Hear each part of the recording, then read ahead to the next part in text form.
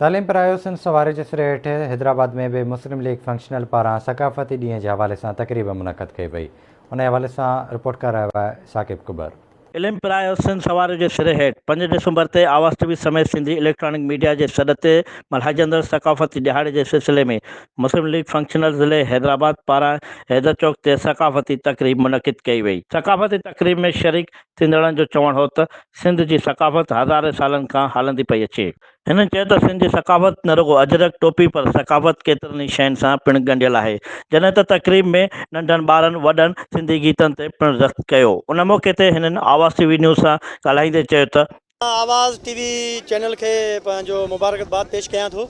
सकाफ़त के पंहिंजे दिलो जान सां माना मोहबत कयूं था।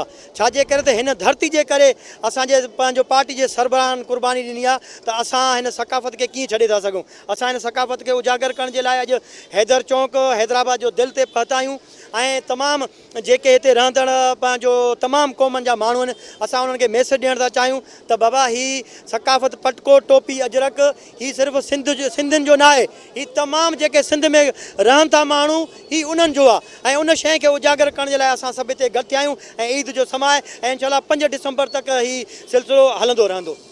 टोपी पाती है ऐं असां ॾाढो मज़ो पियो अचे। असां सिंध सकाफ़त जे दिहाड़े ते आया आहियूं त मुंहिंजा बाला जाए असां सिंध सकाफ़त जो ॾाढो मनाए आया आहियूं। टोपी सिंध सकाफ़त जो ॾींहुं था मनायूं। एडवोकेट मोहम्मद ज़फ़र आई सदर फिक्शन लीग ज़िला हैदराबाद दिसंबर ताईं असांजा मुख़्तलिफ़ इलाइक़नि में प्रोग्राम पूरे ज़िले में हलंदा। इन कल्चर डे जे असां आवाज़ टीवी जा ॾाढा थोराइता आहियूं। सिंध जी सकाफ़त खे उजागर करण जे लाइ ही तक़रीबूं ही ॾियारा ऐं हीअ असांजे हवाले तक़रीबूं ॾियारा ज़रूरु मल्हाया वञनि त जीअं असांजी सिंध जी सकाफ़त तमामु घणी ख़ूबसूरत आहे ऐं उनखे असां उजागर करे सघूं। हिननि चयो त सकाफ़ती दिहाड़ो असां ईद वांगुरु मल्हाईंदा आहियूं ऐं हिन साल बि 5 डिसंबर ते भरपूर नमूने सां इहो ॾिहाड़ो असां मल्हाईंदासीं। कैमरामैन यासिर कुरैशी सां गॾु साकिब कुबर, आवाज़ टीवी न्यूज़ हैदराबाद।